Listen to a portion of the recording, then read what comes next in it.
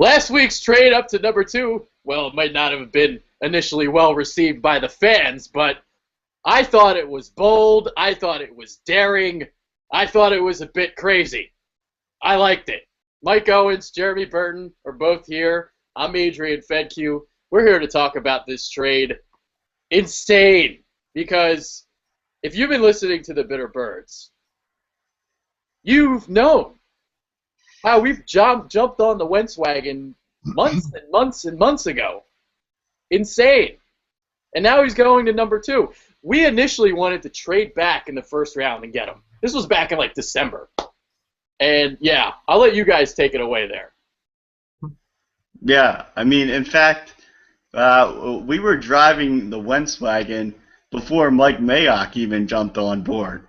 Mike Mayock, he was jogging behind the Wentz wagon and, checking out our knowledge. And then he decided to jump on the wagon. And then once he jumped on the wagon, he got his microphone out and he announced to the nation that Carson Wentz is the real deal. And then, slowly people started to jump on the wagon. And now after this trade here in Philadelphia to get up to the number 2 spot, people have really started to look at the tape of Carson Wentz, listen to his interviews, and it seems like the majority of people here in Philadelphia are all for Carson Wentz. So everyone's on the Wentz wagon, and it seems like that's going to be the pick at number 2, assuming that the Rams go with Goff at 1. The Bitter Birds should just get hired on an NFL scout team because we could do some serious damage. You're right. You guys knew him before I did. You guys introduced him to me, and I started to fall in love with the kid. I didn't think it was realistic that this would happen. I mean, initially we were at pick 13, and then Howie pulls the trade to 8. And then now the ridiculous trade last week to get to 2. And now we're 2 days away from getting our guy. And, reading his interviews, I mean, he just comes off as a very confident kid. He's very smart. He's valedictorian and 4.0 GPA in college. He's the man. He's the man in North Dakota. Everybody loves him. I think he would be well received in Philadelphia. He's got that competitive nature. He's a winner. He's won championships in the FCS in 2014. He's, I believe, like 20-3 record as a starter. I know he's going to bring that it factor, we hope, to Philadelphia, and something we've been dying for since we had our last franchise quarterback, Donovan McNabb. It's almost 7 years ago now. So, I mean, part of me is a little nervous, but also excited. I'm just ready to get it on Thursday night at the draft. And here's the thing about Wentz, too, and why Mike and I have kind of, jumped on board quickly, because we used to write for a company called the Sports Network. We cover the FCS. We were responsible for the top 25 rankings. We hosted the FCS awards. You know about the Walter Payton Award? That's TSN all right there. So we've known about Wentz. We've known about his rapid rise, so to speak. All these things that people are saying now is competitiveness, the it factor, all this stuff, his, the emotions he plays with on the field. We knew about all this already. But just think about this rapid rise. At first, we wanted to trade back for him. Then it was, all right, then he had a good Senior Bowl, and we're like, all right, maybe, just maybe we could stay at 13. He's at 13. Then the Combine comes around, and he has this pro day, and all of a sudden he's like in the top 3. And we're like, oh, damn it, we're not going to get there. We're not going to get up there. And then we had this trade last week. Just, wow, the sway of emotions, insane. Because even when the Rams initially traded up to number 1, we were like, oh, they're going to draft Carson Wentz. But it turns out they're going to go after Jared Goff, apparently. So we're going to get our guy, Mike. We're getting him. Hop on board, baby. Oh, man, yeah, we'll still be sweating bullets until it actually becomes official on Thursday night, because anything is possible in Philadelphia. But, I mean, you said it right there. When the Rams, when they initially jumped up to get the number 1 pick, I thought right away that they were going up there and they were getting Wentz, because everyone was talking about Wentz at the time, and it just seems like that's a guy they were going after.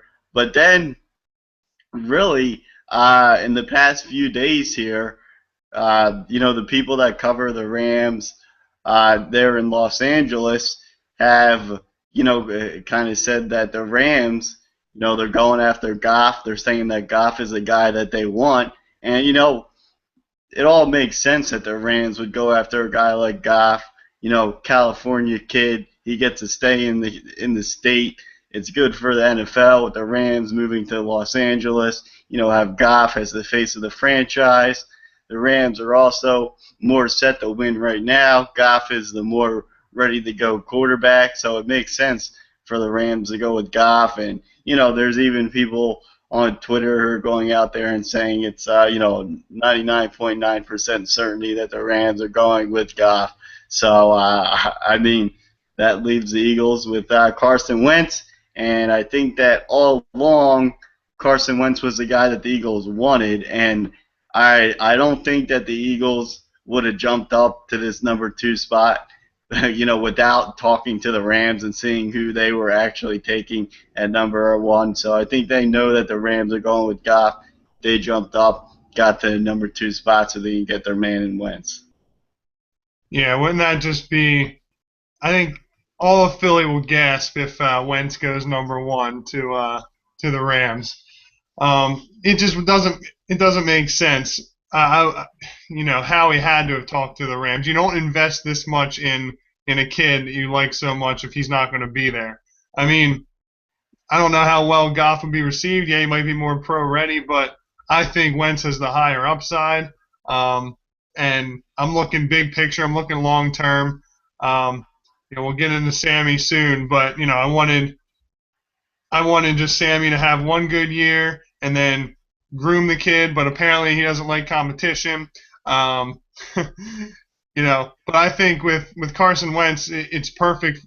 Smart guy like him to sit back and learn for a year, and I think he'll be ready to go in 2017. Or if we happen to stink really bad in the last quarter of the year and we're out of it, maybe give him a shot if he's absorbed enough of the offense. Yeah. Well, the reason why I think the Eagles know something, Jared Goff and Carson Wentz, they have the same agent, so it's pretty hard to have both guys. And if you're the Eagles, you're Howie Roseman. He's a little sniveling slime. He knows there's something there, so he knows something's up. And the thing, too, is the reason why the Rams are ready to win now, obviously you just made the move to California. Jeff Fisher is a ticking time bomb.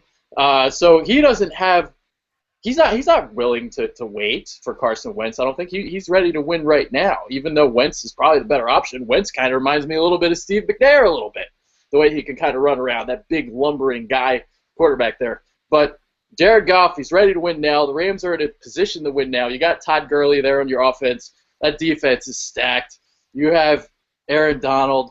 You have, Aaron Donald. That front seven is amazing. Robert Quinn there, too.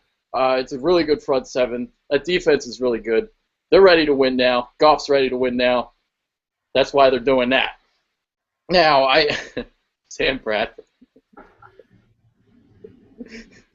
Sam Bradford. All right, we're going to get back to him in a second, but I'm just thinking about this for a second, right? He wants to be the man. The Rams are picking at number 1, and the Eagles are picking at number 2. There's a reason why those teams are picking number 1 and 2. That's all I got to say. Yeah, that's all because of Sam Bradford. Yeah, because he's the man. I never put that together. Literally, the only 2 teams he's ever played for are now in the top 2 of the draft looking to get a quarterback because Bradford is not the man.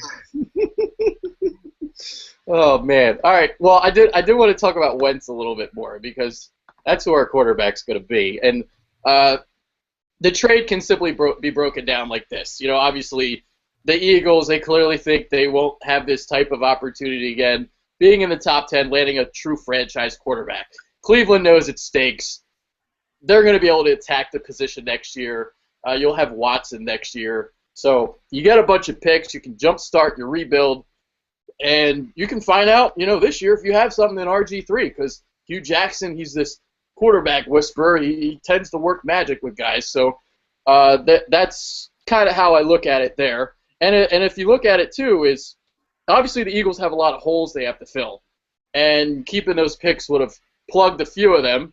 But I just have a hard time believing this current roster, as it's constructed, was going to make a deep playoff run in the next couple of years. Do you really have confidence that Sam Bradford is going to get you there? So the way I'm looking at it is this team 3 years from now. What's it going to look like 3 years from now? Because if the Eagles found their future franchise quarterback in this draft, you can lock up Fletcher Cox, build the defense around him. All of a sudden, in 2 to 3 years, that's some serious potential. And Cox is still just 25, so he's going to still be in his prime. So I am completely okay with being mediocre for a few years while waiting to get the picks back. And then we're going to be successful, because right now we're just treading in mediocrity. I am sick of treading in mediocrity. I want a goddamn Super Bowl. Yeah. Well, I just went for a while, but I had a lot to say. Yeah, you go back, and I've got an echo going on right now. Oh, it's gone. So, yeah, but you go back and, you look at when the Eagles had McNabb, they had their franchise quarterback, but really the team was built around the defense and, Jim Johnson. So, ideally, that's what the Eagles would like to, accomplish again here is you get a franchise quarterback in here in Wentz, and then you build that defense up, and now they have the ability to build the defense around a guy like Cox, and then you have Schwartz as a defensive coordinator. You get him established here for a few years before Wentz is really ready to take over in that franchise quarterback role, and then hopefully 2 or 3 years down the road, you're really ready to make a deep playoff run. But as things are structured right now, the Eagles aren't ready to make that run yet. So they're in a good situation, and it made sense for them to go up and get the franchise quarterback this year, because they probably weren't going to be in this situation again where they'd be able to jump up and be able to get a franchise quarterback, especially one that it seems like they really fell in love with. I mean, they had a romantic dinner with Wentz there in Fargo, North Dakota. They walked into the restaurant. It's like they were movie stars. People were applauding for Wentz. People taking pictures with the Eagles organization. So, they fell in love, and the Eagles are hoping that it works out in the long run. The one thing that worries me, you mentioned the Browns and Hugh Jackson being this quarterback guru.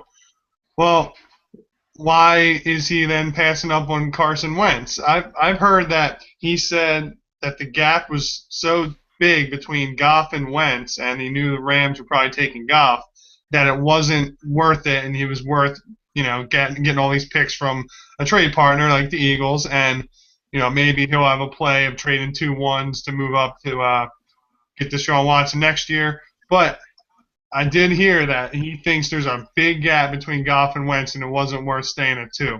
Scares me a little bit, but Howie, I applaud his aggressiveness. You never know until you take the shot. You miss 100% of the shots you don't take.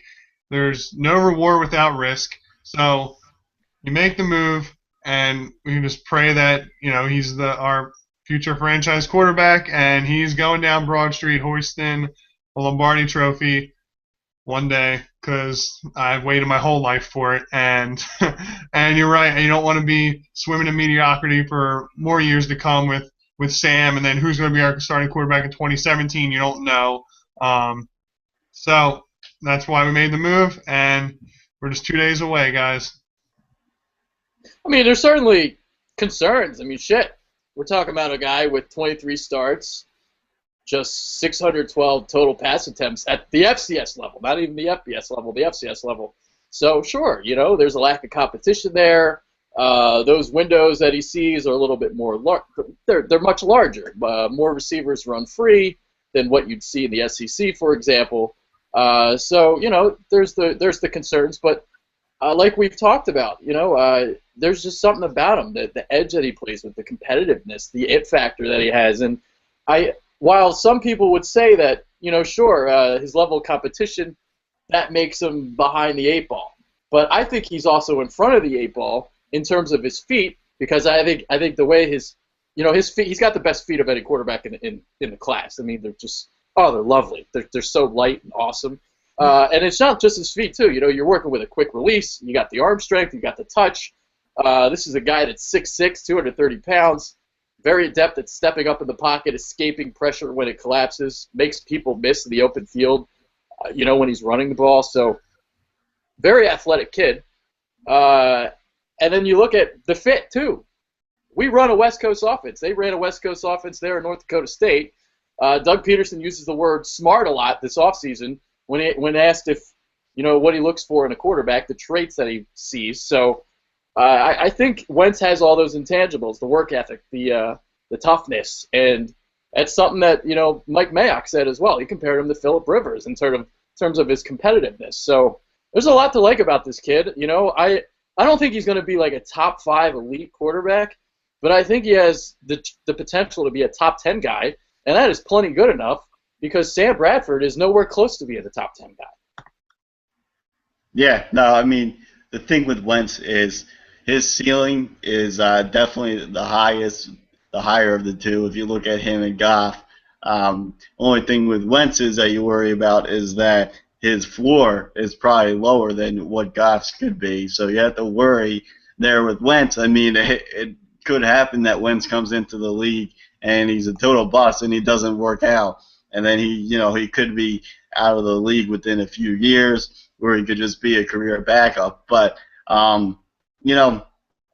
everything that I watch with Wentz, I think that you're really looking more towards him playing at the ceiling level. I think that guy can really reach it. I mean, like Adrian said, he's got the it factor. So, we just got to embrace the guy and, hope that he can really become the face of this franchise for a long time.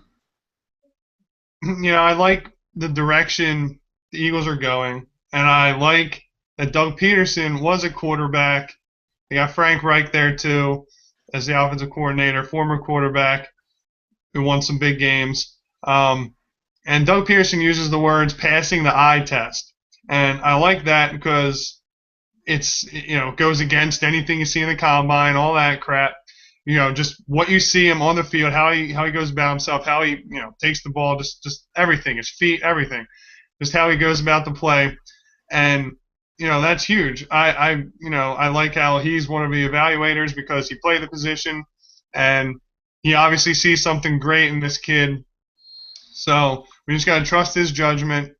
And I like how he, like you mentioned earlier, what Andy Reid did, and he brought in Jim Johnson. Doug Peterson comes in, brings in Jim Schwartz, get the franchise quarterback the same year. It's like 99 all over again. Get our franchise quarterback, defensive coordinator, build around them, and it only took a few years in '99 for us 2 years to get to the NFC Championship. And McNabb's first full season. So, I'm praying that we get a similar result. I mean, let's see it. Yeah. And just a quick factoid for all the people who can't get past the FCS label. Let me throw this at you. I've used this stat before, but some of you guys may have never watched the show before. So, all right. 5 non-FBS quarterbacks have been taken in the first round since 1978. Doug Williams went 17th in 1978. Phil Simms went 7th in 1979. Ken O'Brien went 24th in 1983. Steve McNair 3rd in 1995. Joe Flacco 18th in 2008. 3 of those guys won a Super Bowl, and the other, Steve McNair, was a yard short of potentially winning one. So every FCS quarterback in the last 38 years, drafted in the first round, has at least made it to the big game. By the way, Ken O'Brien was not an FCS quarterback. So that's a number for you, too. I mean, you got all these people saying, well, he's an FCS guy, he can't win.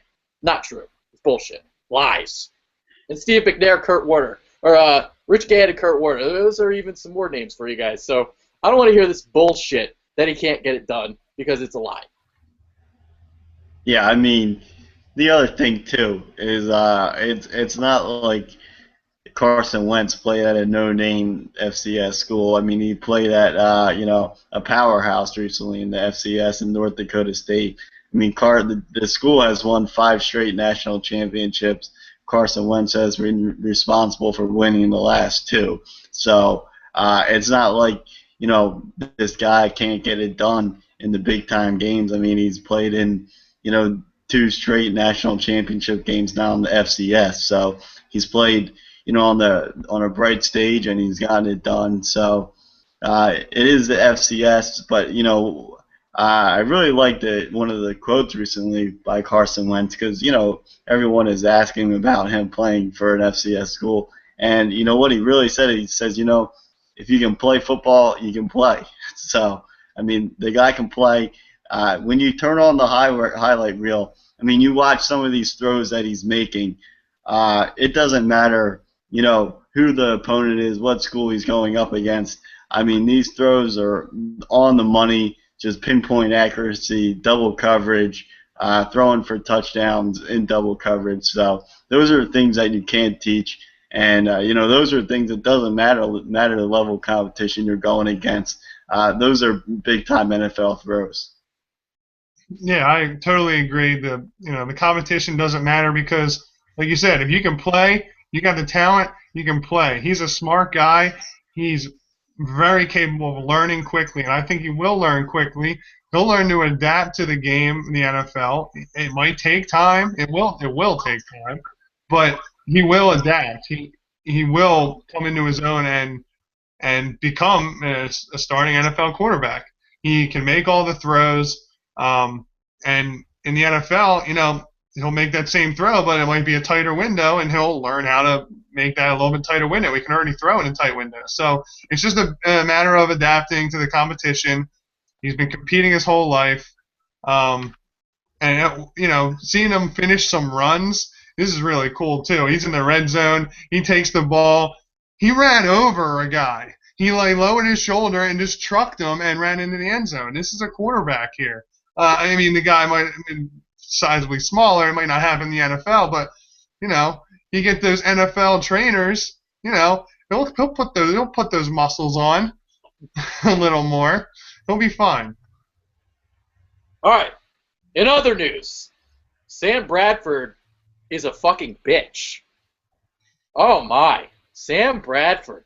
This guy's acting like the Eagles were never attempting to go after a quarterback in the draft. All right, so say the Eagles stay at 13, and they would have drafted Paxton Lynch or something. Are you telling me Sam Bradford would have been doing what he's doing now with that too? Are you kidding me? I am sick to my stomach about this shit because he's an asshole. He's an asshole. Are you kidding me?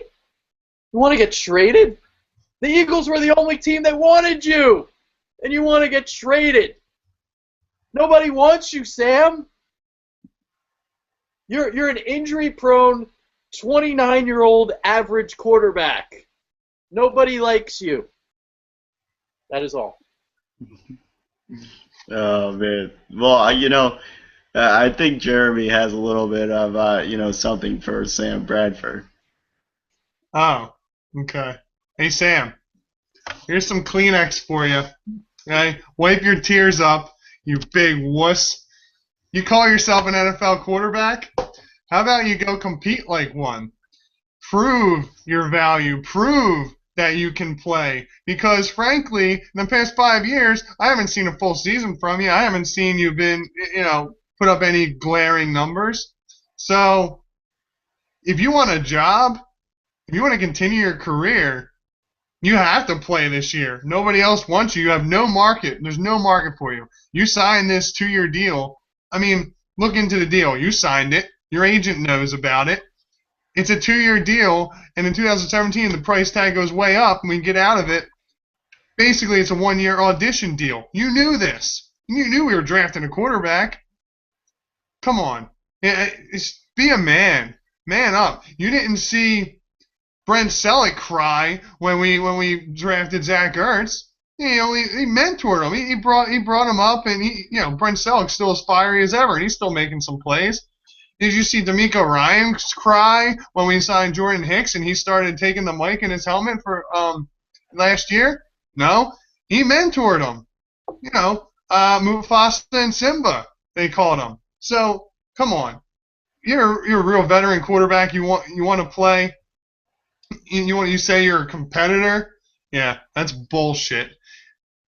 It's ridiculous. It makes me sick too. And I'm very firm with the point that we cannot trade him for garbage. I don't want a 4th round pick for him, especially not right now before June 1st financially. I want him to play out this year. Whatever happens to him, whatever, and then he'll have more value next offseason. We can save. We won't pay him next year. Once we trade him next offseason, then we can sign Fletcher Cox. So that's how I feel. I say we stand pat. Don't give in to his demands. And first of all, nobody is going to want to pay the price that we want because I'm taking no less than a 2nd rounder for him. Yeah, scenario. Yeah, all right. Yeah, I'll let you go. Yeah, I would just want to say that, glad that we started the show off with Carson Wentz, a guy that actually wants to come into the NFL. He wants to compete. He wants to win football games. He's not going to cry like a little baby like Sam Bradford is. And I don't really understand where this whole thing from Bradford is coming from anyway. He had to have known that the Eagles were going to get a quarterback at some point in this draft. Initially, it looked like it was going to be a quarterback in the 3rd round, so he was going to have to compete with that guy anyway. But suddenly, since it's a number 2 pick in the draft, he doesn't want to compete with that guy because he's probably afraid that guy is going to beat him out or something. So, not really sure what's going through Bradford's mind. The other thing is the situation was kind of set up nicely here for Bradford. I mean, the guy is getting paid, $22 million to go out there this year and really audition for, possibly if everything went according to plan in his book, an extension with the Eagles. But really, he was auditioning to be the starting quarterback and hopefully a franchise quarterback for another team. So for him to, do this right now, it just not only does it hurt his value with the Eagles, but it also hurts the way that other teams are going to, look at Bradford because, why would you want this guy that's going to be a crybaby to be, your franchise quarterback? His best chance of being the man was playing this year, going 11-5, proving to everybody that he's as great as he thinks he is, and then going and, go get traded to a team that needs a number 1 quarterback. That was his best chance at success. What do you think Drew Brees did when he was in San Diego? He didn't cry. He didn't whine. He went out there and he proved that he was one of the best quarterbacks in the league. He got traded to New Orleans. He went and won a Super Bowl. Sam Bradford's bitching and whining. Get the fuck out of here. Get the fuck out of here. So here's what I wanted to talk about before we talk about trade scenarios, because Tom Condon got on Sirius XM NFL radio last night making these preposterous comments. Here's the one that I got a huge problem with. So he talks about Sam Bradford being a competitor. Jeremy already kind of touched about this. Sam's a competitor, and he wants to go someplace that he's the man. He just doesn't want to be here holding a place card and then wondering where he's going to go at the end of the year. He'd like to go someplace where he could participate and play. That is the 100% opposite of being a goddamn competitor. If you want to be a competitor, you go out there and you compete with Carson Wentz. If you were that good, if you were that great, hey, who knows? Maybe you go 12-4 this year, you make a deep playoff run for the Eagles, all of a sudden next year, shit, maybe you don't want to start Carson Wentz because you have Bradford for another year. Who knows? Who the hell knows what would have happened? But instead, you got this agent going balls out crazy, acting like Bradford had no idea the Eagles were drafting a quarterback, even though Doug Peterson has said time and time again they were looking for one last month. It's ridiculous. Sam, what the fuck, dude? Get that sand out of your vagina. Oh boy, yeah. I don't know what Sam Bradford was thinking the day that he, signed that contract here for 2 years. I mean, when he signed that contract, he had to know that when he signed that contract that he wasn't going to be the future quarterback in here in Philadelphia. The way the whole contract was set up, everyone knows that it was set up to essentially be a 1-year deal. It was a 1-year audition for him pretty much.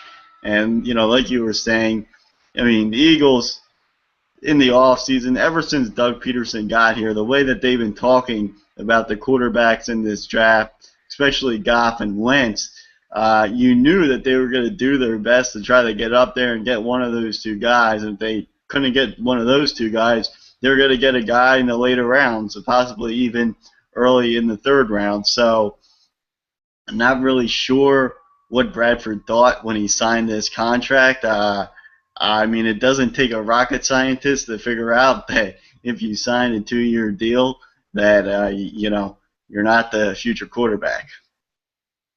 Yeah, I mean, there's no way he could have been that naive. I mean, he's a pretty smart guy. He knew the writing was on the wall. I mean, but he could have had a great year and, hopefully got extended with the Eagles. I mean, I'm sure that was his idea, but he knew we were going to bring on a quarterback to groom.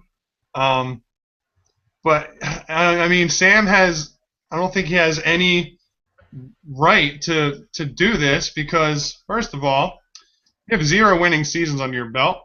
You're always injury prone. You've never won a big game. There was 2 instances where there were must-win games to possibly make a wild card or playoff spot, and you lost.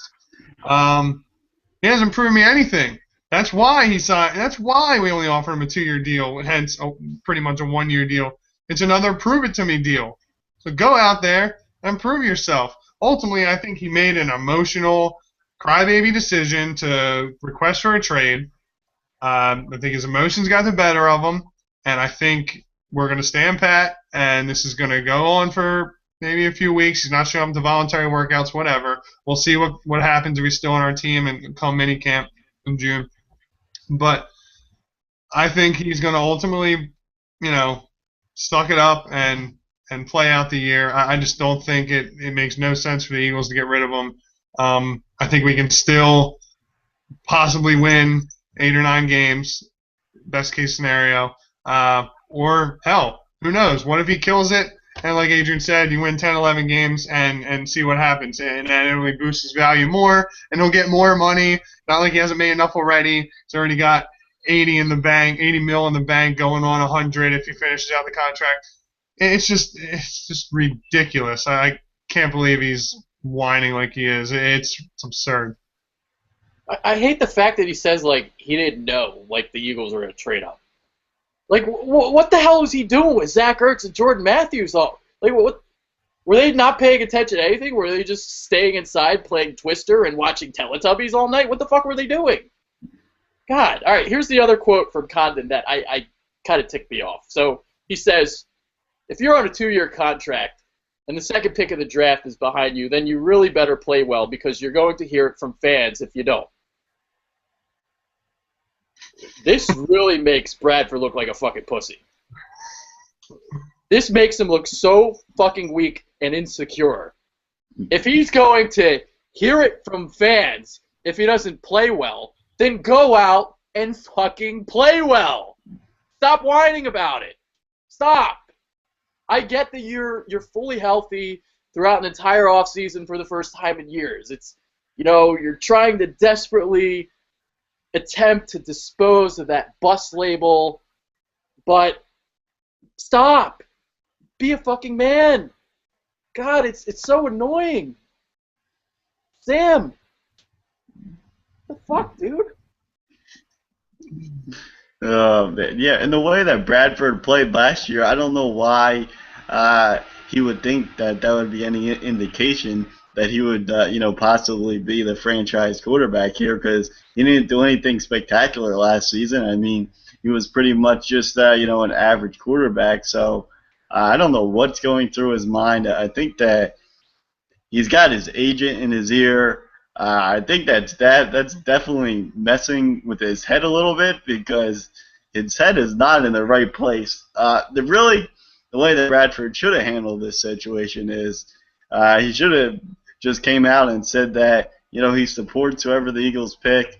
He looks in to coming and competing with this guy in training camp, and that Bradford himself hopes to eventually be the franchise quarterback in Philadelphia, or if he's not, he can groom this guy into becoming the future of the Eagles. But instead, Bradford has went the opposite way, and I think that he's forgotten that he plays in Philadelphia, and the thing that making this even worse is that he's going to have to, face up to this eventually. I mean, eventually he can't just stand behind his agent the whole time. Eventually Bradford is going to have to show up to the Eagles complex.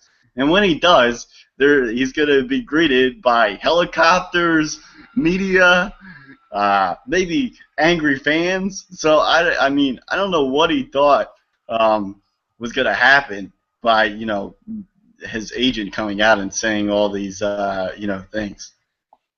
Him requesting for a trade only makes us Eagles fans more pissed at him. So, yeah, I lost a lot of respect for him, and I'm gonna yell at him and boo him if as soon as he starts doing bad.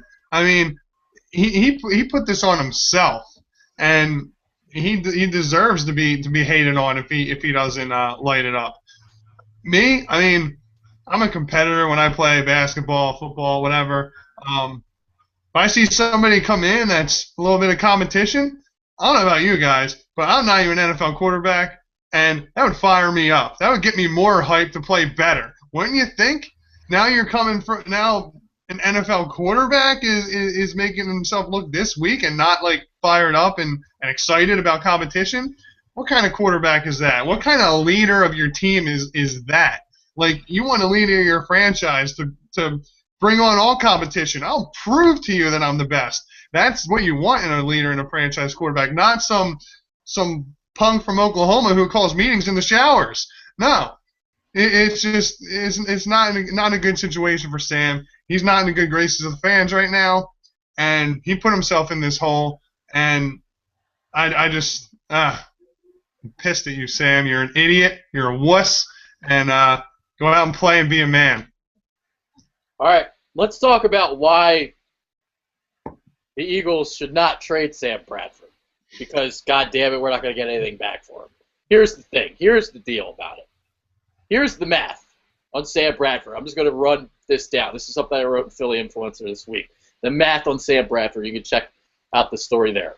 So this is an excerpt from it.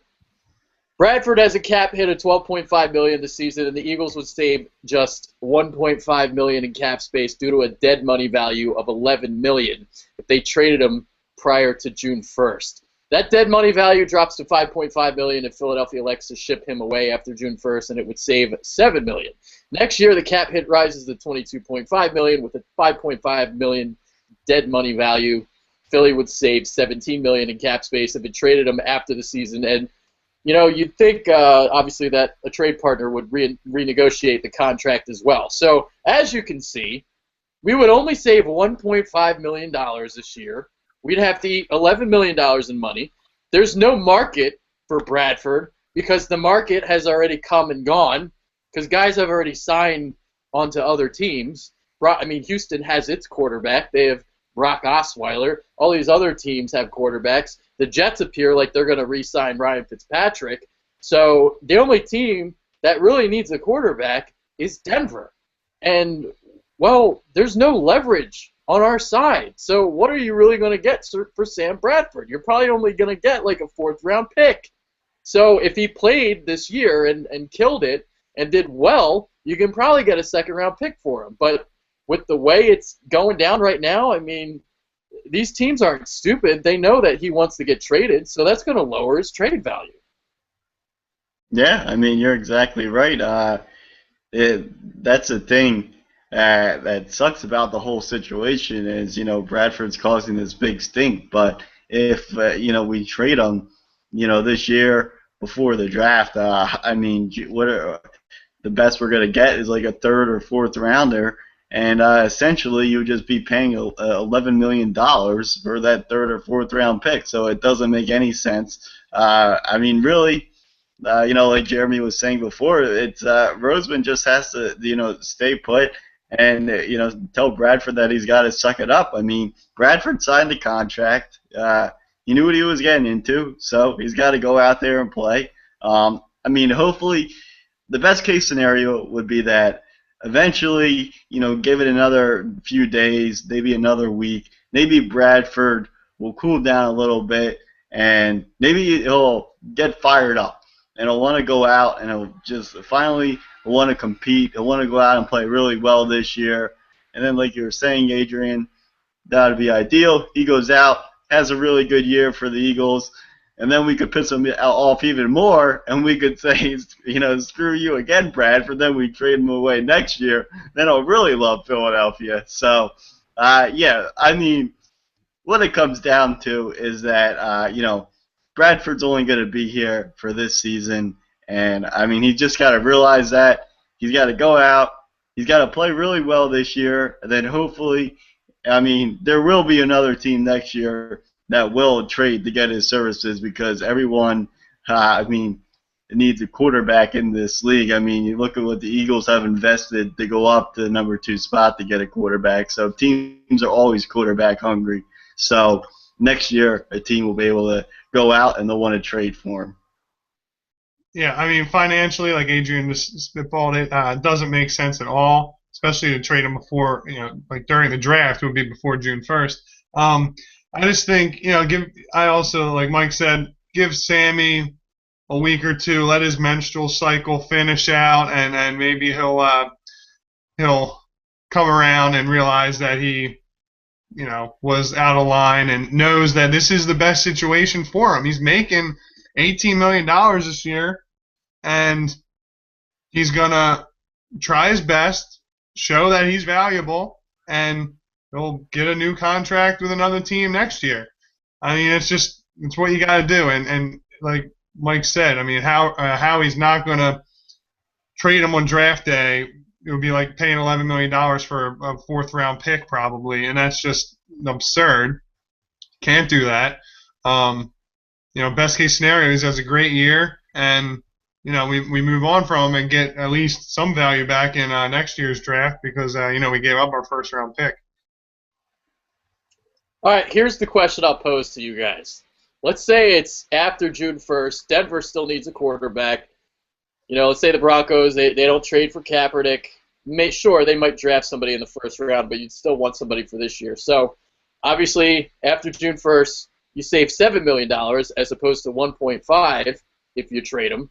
And here's the argument that you can make for wanting to trade him, because you'd save the money for next year. You'd clear up that space for next year, that $22.5 million cap hit. And guess what we'd do with that cap money? That would be enough salary cap space to re-sign Fletcher Cox. So it'd be nice to finally get him locked up. So let's say Denver throws you a third-round pick after June 1st. Would you pull the trigger on it? Well, I think a lot of this is going to depend on what the situation is with Bradford at that point. I mean, if Bradford is still acting like a baby at that point and, acting like a jerk, I mean, it'll come to a point where Bradford is just going to not be able to play in this city because I don't even think he would be able to get into the stadium safely at that point. So I think that at that point, if Bradford is still being a jackass about the situation, I think that they would have to pull the trigger and they would have to at least get something for him. So yeah, I think it all depends on how Bradford is still dealing with this at that point in time. See, my stance is I don't want to be god awful next year. I think Sam Bradford, out of our three will be quarterbacks gives us the best chance to win. He's the most, he has the most experience in the NFL out of Chase Daniel and Carson Wentz. And I would trade him in the next offseason where we would still save that whole cap hit. We'd save $17 million, and that's also enough to sign Cox. I just don't want the Browns to get the pleasure of having like 2 top 10 picks. I want to be. I think we can still win 8 or 9 games with Sam and with our defense, and so I'm sticking to the guns. Keeping Sam this year. I think we can still, if he has a solid year, I definitely think we can still get that 3rd pick that Adrian proposed and save a bunch of money in the following offseason. You know what's funny about all this? If Sam Bradford was our quarterback, I think we'd win 6 to 7 games. If Chase Daniel was our quarterback, I think we'd win 6 to 7 games. I don't think there's really that much of a drop-off from Bradford to Chase Daniel. I really don't. And obviously with Bradford, you have to deal with the injuries too if that ever potentially happened. So the thing is you'd only get that 3rd round pick, and if you want to gamble a little bit, sure, let him play the whole year out. But if Sam is going to continue being a fucking bitch, continue being a pussy, and not want to be the quarterback, if he keeps wanting to get traded, then sure, at that point after June 1st, just get rid of the misery, get rid of the drama, and just ship him off for good. But it's an interesting way to look at it, both sides, I think. Yeah, I mean, like I said, it all depends on what Bradford is feeling, at that time, and if he's still causing a whole, stink about this situation. I mean, in the short term, this season, coming up, we know that it's not going to lead to a Super Bowl, so it's pretty much just a wash.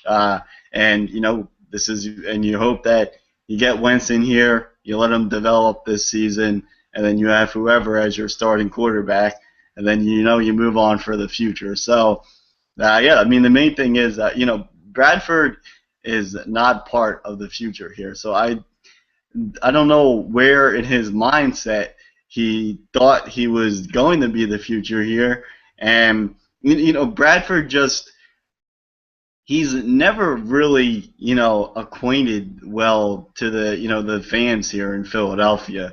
So that's another thing. He's just not that guy that's going to be the future quarterback of the Eagles. It's funny, Adrian brought up the projection for this year, 6 or 7 wins with both Sam and Chase. And it's interesting topic because who does love to be here and loves the position he's in? It's Chase Daniel. Oh. He loves this spot. He put a little, I don't know if you want to call it a jab at Sammy or just perfect timing. Oh, I wrote about it. But Chase Daniel sent out a little tweet today saying how great, something along the lines of, the offense looks great in our workouts. We're firing all cylinders, and everything's going great. And obviously Chase Daniel right now is the only quarterback showing up. Except we have somebody I can barely even name his name. He's got like a 3-part name, whoever the practice squad QB will be. But so yeah, that's interesting. You bring up Chase Daniel. I mean, who knows if we do trade Sam Bradford, Chase Daniel will be our starter, and Wentz will take over in 2017 or later this year. And Chase knows this offense better than any quarterback on our roster. So. Yes, it's interesting. Yeah, so you would think that maybe Chase, even though he's that kind of unproven in the NFL, him knowing all the ins and outs of Doug's offense might bring him right up to a more even keel with Sam as far as Sam and his experience in the NFL so far. So that's interesting that Adrian brought that up. Speaking of that 3rd-string quarterback, McLeod Bethel Thompson of Sacramento State, former FCS quarterback as well. So we have. I knew it was a 3-part name. There you go. So we'd have two of those quarterbacks on our roster. I'll tell you what, man. I kind of like Chase Daniel. I like his swag. Watching his introductory press conference and just hearing what he has to say, he has the right mindset. And Sam Bradford just doesn't. So, Daniel is a fighter, man. He's a fighter. He's like a bull. I don't know. There's something I like about him. I don't think he's got like extraordinary arm talent or anything, but I think he has that presence about him. I think he's a little bit of a leader. Obviously he's not this great quarterback or anything, but in terms of Sam Bradford, talent drop off isn't really that much. I don't think there is. It's just, Sam, you're a bitch. Get over it. Yeah, so Chase Daniel, he's a competitor, and obviously Sam Bradford, true competitor. A true competitor. Oh man, yeah, I don't know. Bradford is definitely not a competitor. Bradford, if he would to cause such a big fuss where he would have to end up being traded, that would look pretty bad on his part, considering that he would pretty much be bowing down to Chase Daniel and be bowing down to a rookie quarterback. Yeah, that would be pretty bad for Sam Bradford. Yeah, and Chase is actually a nice guy, where Sam's being an asshole. I bet you Chase, I know for a fact that when Wentz comes in here, Chase will help the kid. Guarantee it. Whereas Sam will just pout and mope around and be all disgruntled. And it's really one of the reasons why I might say trade Sam before this year starts is because, well, after June 1st, obviously, because you save a little more money. But if you have a disgruntled Sam Bradford and you got a first-year head coach, Doug Peterson, with enough on his plate already, like, do you really want to deal with your starting quarterback and all this drama? Like, that, I think that plays a factor in that'll play a factor in this overall ordeal. Yeah, all these shenanigans, these trade rumors, all it tells me psychologically, subconsciously, that Sam Bradford doesn't think he's good enough. That's the way I read it. Because why would you say all these things if you thought you were good enough? Who the fuck cares who you drafted? Go out and prove yourself. Like I said, Drew Brees did it. Drew Brees won a Super Bowl after he was in San Diego. I don't want to hear it, Sam. If you were that great, if you were the man, if you were truly the number one pick in the 2010 NFL Draft, you go out, you play, you put your cleats on, you put your shoulder pads on, you don't cut the sleeves, you go out there and you sling it. All right? But you're not doing that. You're being a bitch. You're being a bitch. And I don't like it at all. And I've completely soured on him. I hate him. I can't stand him. All right. We're about almost an hour in the show now, so let's just do final thoughts and let's get out of here. All right, yeah. Well, the final thoughts. I'll let you take it away with the details, Adrian. But let everyone know where they can find us on Thursday night for the draft. No, I have the same final thoughts. I'll be there. Let's let Adrian give the details. All right, Thursday night, Cotman Avenue, Nick's Roast Beef, Bleeding Green Nation, teaming up with Philly Influencer. It's going to be a fucking banger. It's going to be awesome. Draft party. You got to make sure we get all liquored up before we pick at number 2. Make sure you take an Uber because we will be drinking all night. So, yeah, go there, show up, Cotman Avenue. There's prizes all night.